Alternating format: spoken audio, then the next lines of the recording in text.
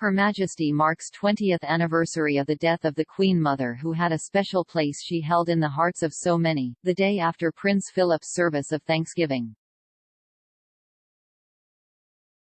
The Queen has paid tribute to her mother on the 20th anniversary of her death, the day after she remembered her husband's extraordinary life at his service of Thanksgiving. The Queen Mother, Elizabeth Bowes-Lyon, died in her sleep at the Royal Lodge, Windsor, on March 30, 2002, at the age of 101. Her service to her husband King George VI, daughter the Queen and more than 350 patronages was celebrated in a lengthy Instagram post marking the milestone anniversary of her death. It was accompanied by a slideshow of photos documenting the Queen Mother's life. It reads, "Today marks 20 years since the death of Queen Elizabeth, the Queen Mother. Her Majesty inspired great affection from the public, which her daughter the Queen spoke of as the special place she occupied in the hearts of so many." Born on 4 August 1900, Lady Elizabeth Bowes-Lyon married the Duke of York in 1923. In 1936 they became King and Queen Consort, and were crowned in Westminster Abbey at a coronation attended by their daughters Princess Elizabeth and Princess Margaret.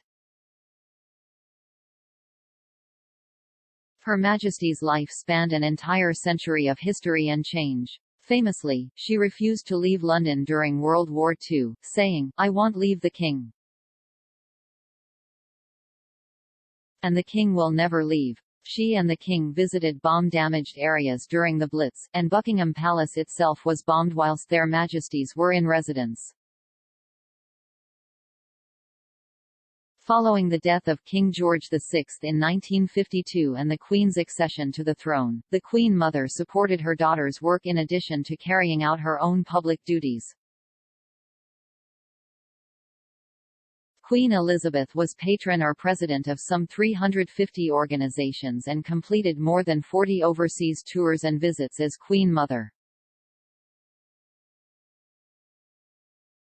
Yesterday the Queen was joined by members of her family and almost 2,000 guests as she paid tribute to the Duke of Edinburgh.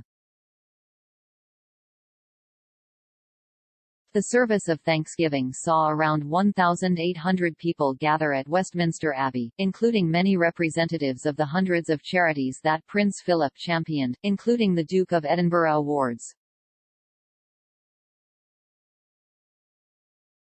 It was in marked contrast with his funeral last year, when COVID restrictions meant only 30 people could attend and the Queen was forced to sit alone and masked as she mourned.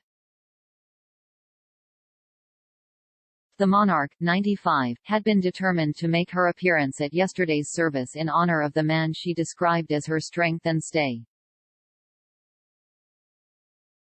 But her recent ill health and increasing frailty meant that it was confirmed by Buckingham Palace only yesterday morning.